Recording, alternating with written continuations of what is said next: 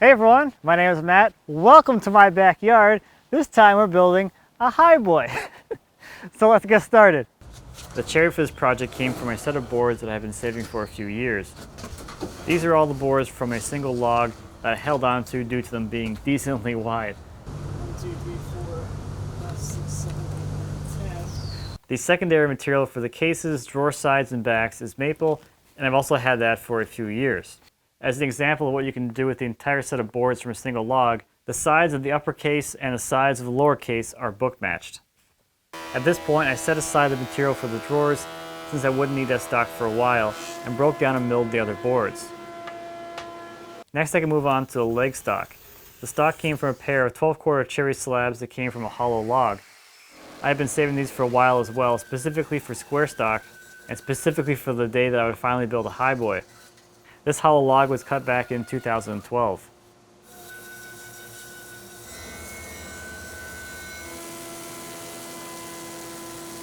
I'll start things off by making the cabriole legs. I made a template for the leg and traced it onto two faces of the stock. I'll make a relief cut at the knee and cut along the lines on one face at the bandsaw. This will remove the layout lines from the other face.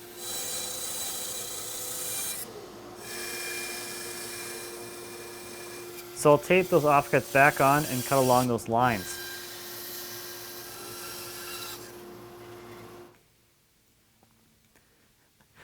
Next is the pad foot, which is turned on the lathe.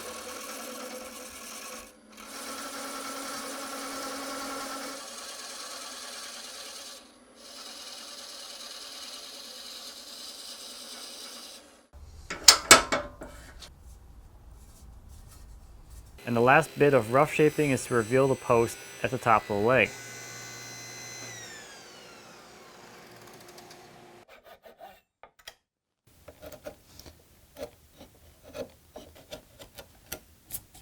Now on to refining and shaping.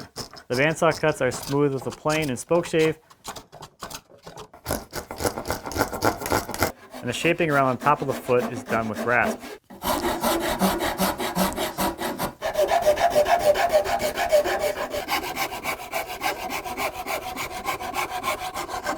The foot curves up into the ankle, which is shaped from square into round.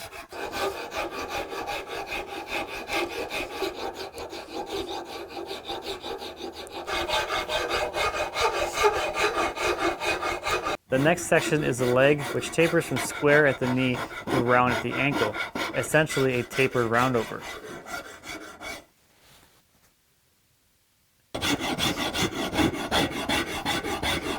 And lastly is a bit of cleanup work around the knee. Moving on to some joinery, the mortises for the sides and back panels as well as for the lower front rail are cut into the legs and the tendons can be formed on those meeting pieces.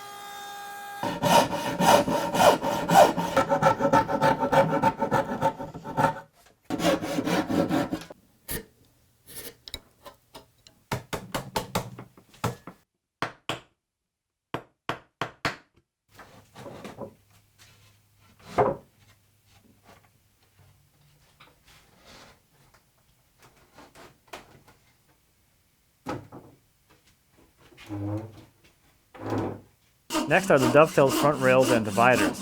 The top rail will be dovetailed into the top of the legs. A dovetail is formed on each end, and the ladle is transferred to the ends of the legs, and a matching socket is cut.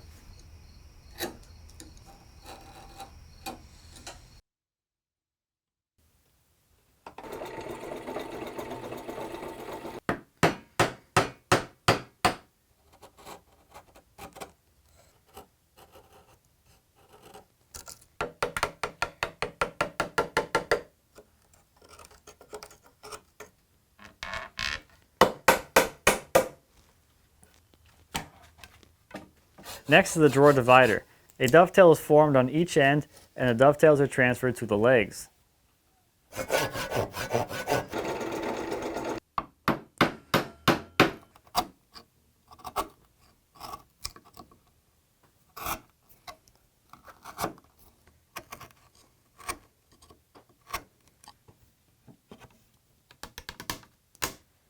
Next are the vertical dividers. These are dovetailed into the lower rail and the drawer divider.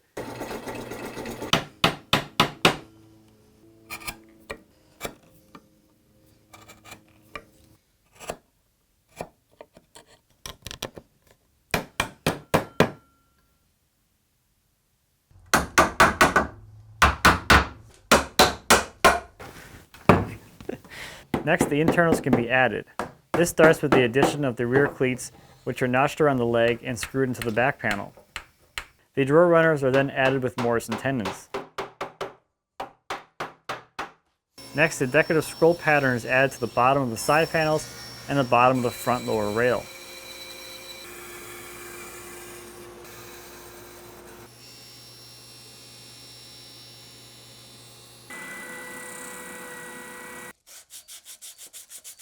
To get ready for glue up, holes were drilled into the legs to the mortises, which will allow the panels to be pinned in place. The holes were transferred to the tendons, drilled and elongated to allow for seasonal movement of the panels. To start the glue up, the rear panel is glued and pegged to the rear legs. Glue is only applied to the top tenon, which sends all the movement down towards the floor. This will keep the top of the panels flush with the top of the legs over the seasons. The front assembly is glued together as another subassembly.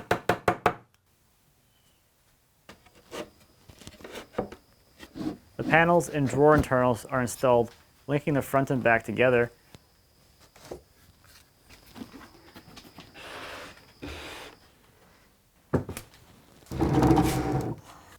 And lastly, the drawer guides and the top drawer kicker are glued into place. Next are the knee blocks. These transition the flatness of the case and leg posts into the curves of the legs. They're cut to have the same curvature as the knees, and a pattern is cut on their face, and some shaping gives them a curved profile.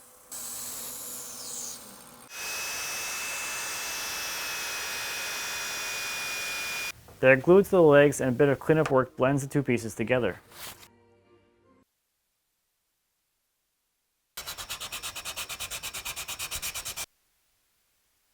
Now it's on to the upper case.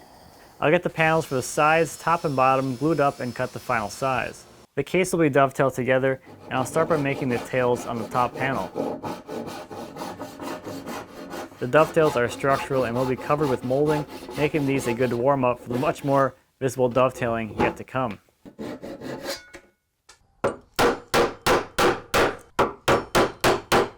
These tails can then be transferred to the sides and the matching pins can be cut.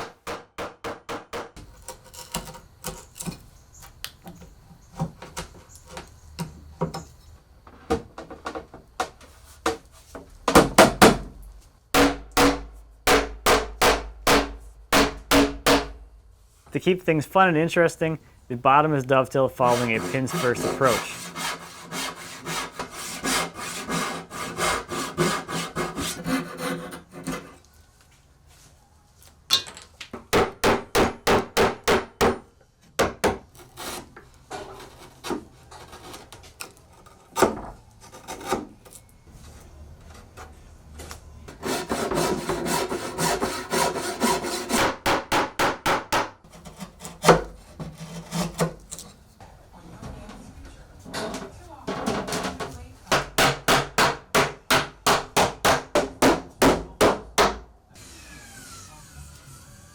The drawer dividers can be added next.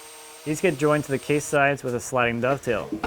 A router with a dovetail bit and a guide bushing follow an MDF spacer to position all 4 dovetail sockets for each drawer opening consistently from the bottom of the case.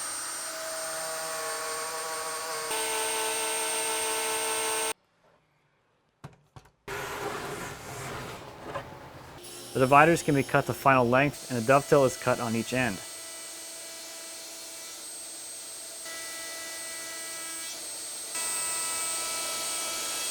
Mortises for the drawer dividers are cut.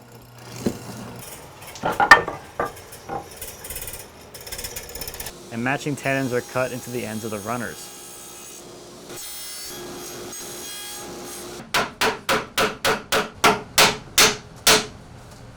Next up is the scroll board. I'll use the half pattern to lay out the shape onto the scroll board stock. The shape is rough cut out and then flush trimmed to the template with a router. Lastly, the drawer opening can be cut away.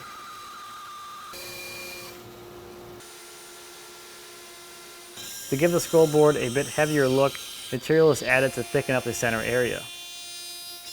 To receive the scroll board, the case sides are notched. And with that detail out of the way, the upper case can be glued up with the top front divider left unglued for now.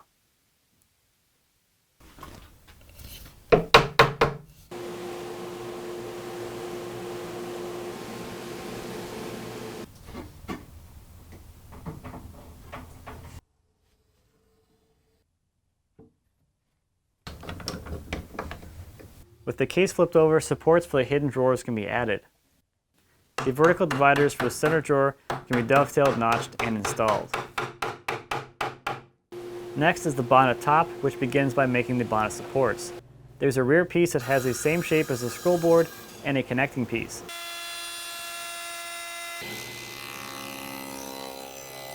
And for no practical purpose, I'll dovetail these together.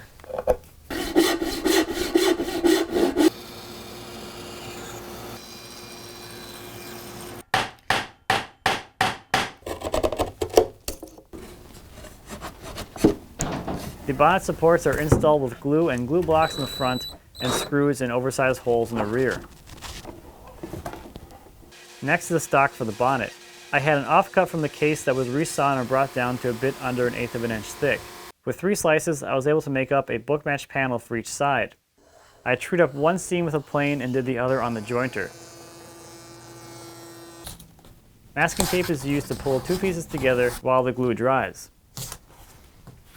Now for the fun part, fitting these to the curvature of the scroll board. A little water applied to the face of the panel causes it to cup. Applying water to opposite faces causes it to warp into an S-curve. This gets it very close to the curvature of the top. The bonnet is glued to the scroll board and bonnet supports using some clamps where they'll fit and some tape everywhere else. I also hid a note inside the cavity under the top. The next job is the gooseneck moldings. I made a template of the correct offset curvature relative to the scroll board and used that to lay out the parts onto some 12/4 stock. This first piece also provided enough stock for the return moldings. The stock for the goosenecks gets cut to rough shape and flush to the template.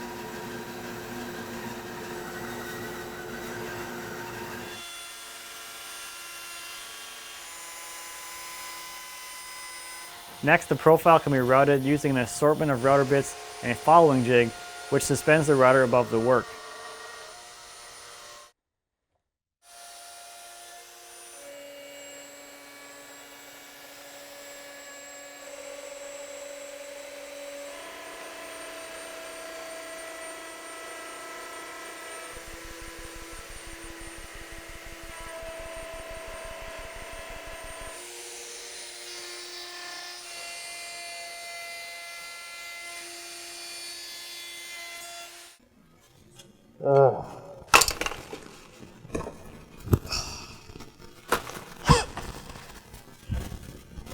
So, a few hours later, we've got some moldings, or the starts of some moldings.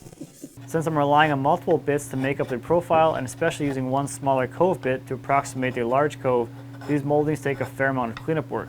I do any bulk waste removal with carving gouges, then switch to scrapers, and lastly hand sand the entire thing.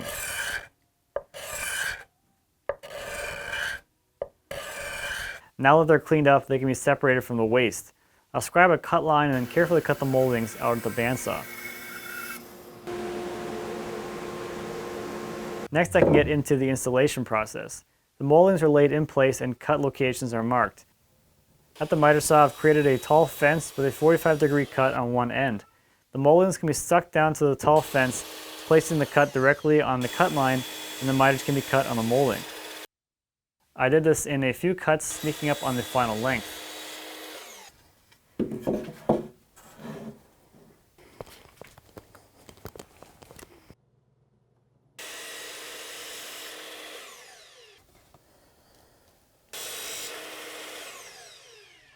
Next, the short top returns can be attached to the goosenecks. These are glued in place, and once the glue is set, the joint is reinforced from the rear with a couple of dowels. Since the profiles don't match up perfectly, the returns are carved to match.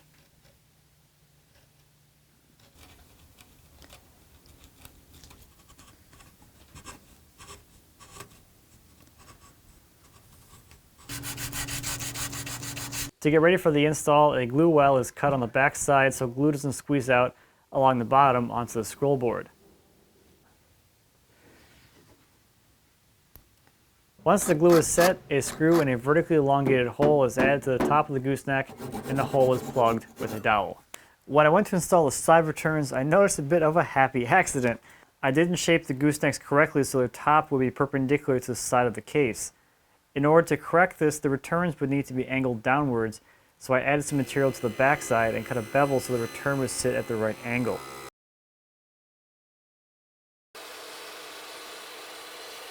After getting the miter fitting tightly, I can mark out the new profile to match the profile of the gooseneck.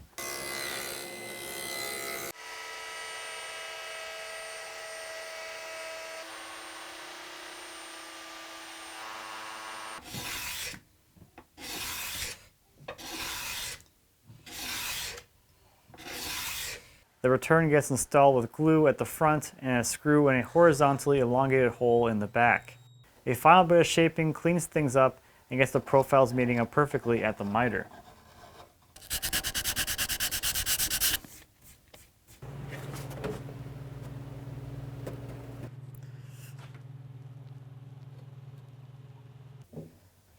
Set it on there.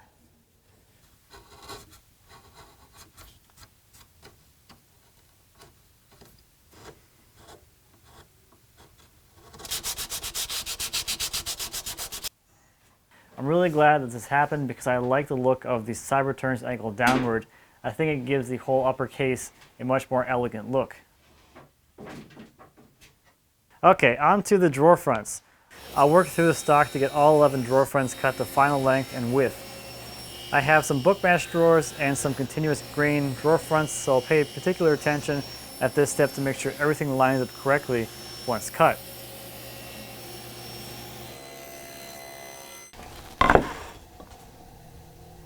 The fronts get a bead detail around all 4 sides, and they receive a rabbet along the sides and the top.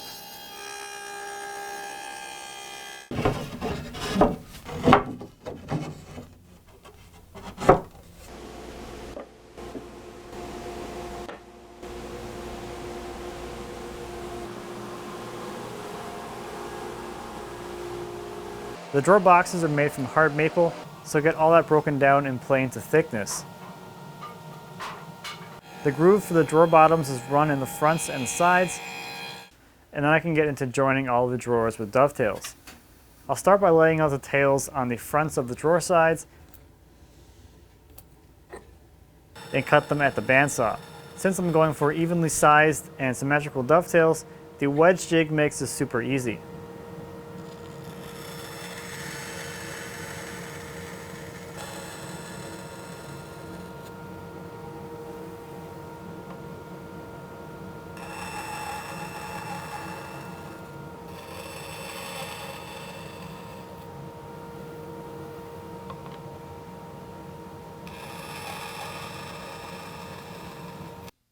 A little cleanup works between the tails and they can be transferred to the drawer fronts. There isn't a whole lot of room to work in there, so I'll focus on marking the front and back of each tail and then connect the lines with the chisel. I use the drill press to remove the bulk of the waste and then chisel my way back to the scribe lines.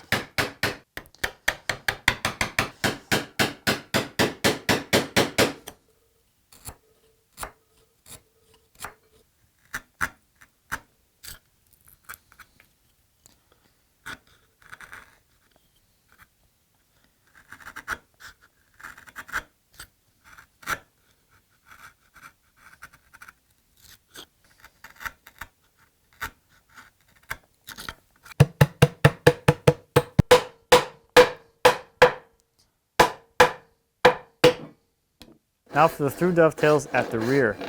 I like to cut these pins first, so I'll start by laying out and cutting the pins on the drawer back.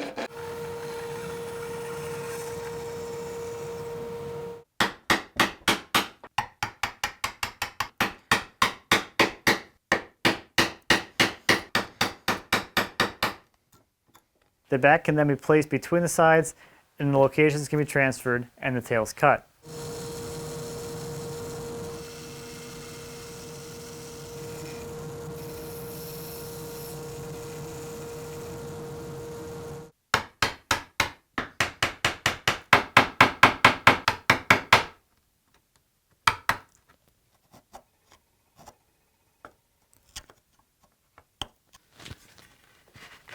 Oh.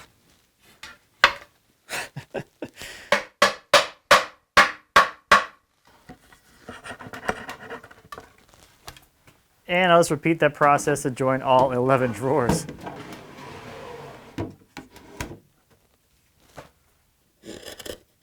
Now I can take care of the fan carvings on the two drawer fronts.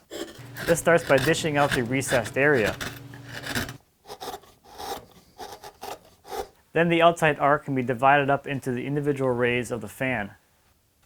And each ray point on the arc can be connected back to the origin point. These will be the guidelines for carving the individual rays. Each ray is set in with the V-tool,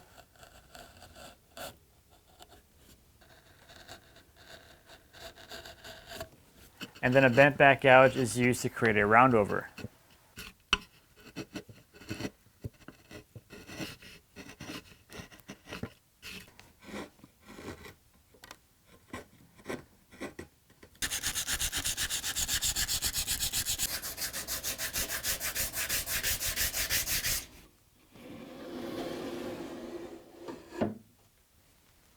I can also add the hidden drawers, which are just simple dovetail boxes with a panel for the bottom. Next up are the finials, and I found examples of some that I liked in a couple of the reference books that I have. I printed them out at full scale to use as a guide, and I'll start by turning the urns. I'm not that gifted at turning, so you see I've laid out all of the transition points and will take each point down to the correct diameter before doing the shaping.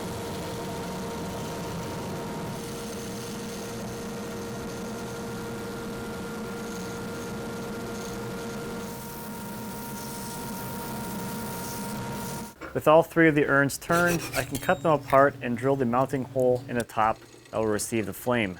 And next I can start making those flames. Those start out by turning the overall shape and a little detail at the bottom.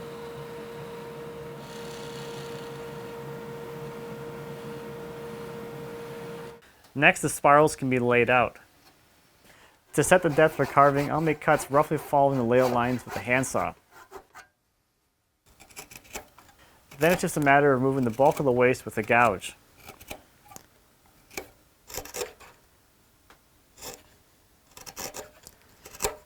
All of the flutes can be refined and brought to final shape with a round file.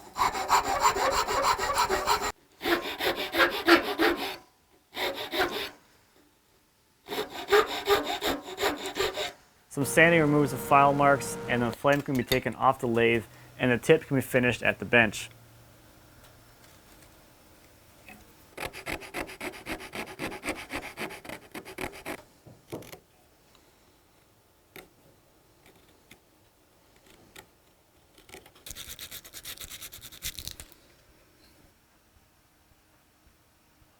The last bit of turning is the drop finials.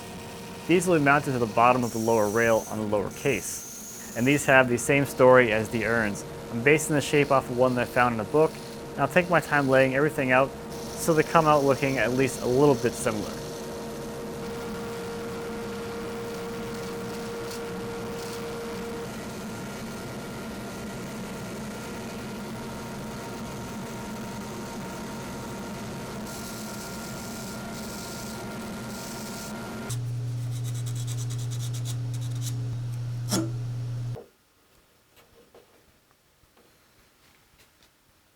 Next is probably the most exciting part of the whole build, and that is applying finish. I just love this step because it allows you to see the wood really come to life, and you really get to see how all of your decisions with all of the grain kind of play together in its final form, which is just super exciting.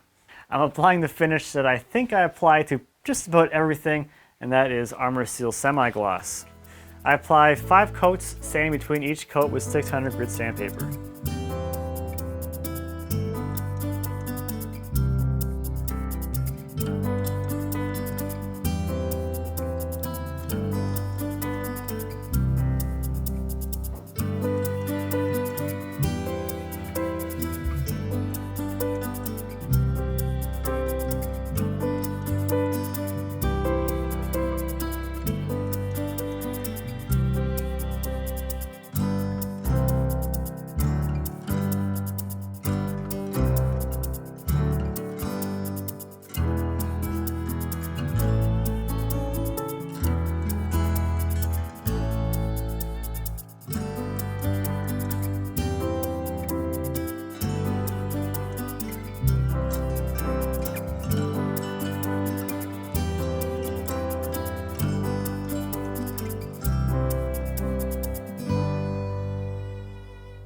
So next up is the transition area.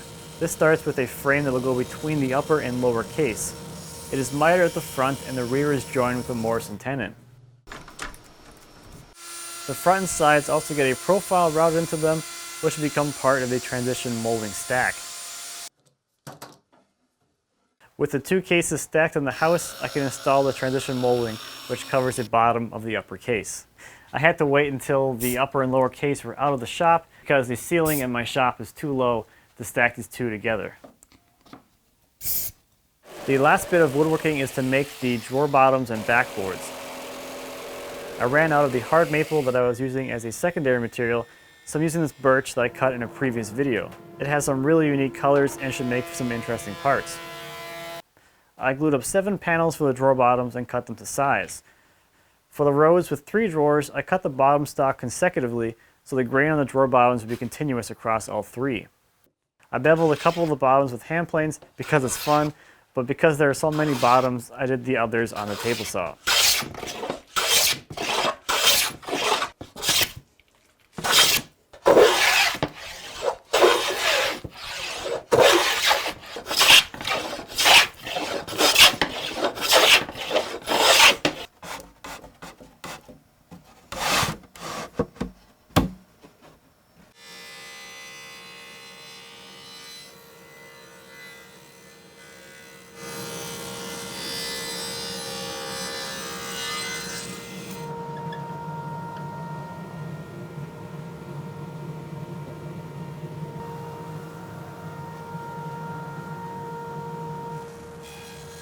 The backboards are shiplapped and also happen to be book matched.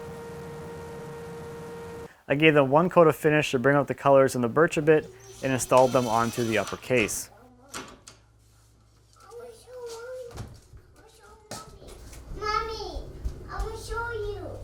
The last thing to install is the hardware.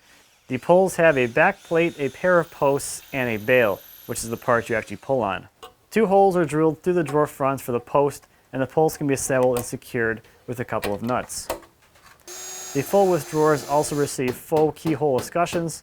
These are secured with a pair of small nails. The carved drawers get a knob at the origin point of the fan.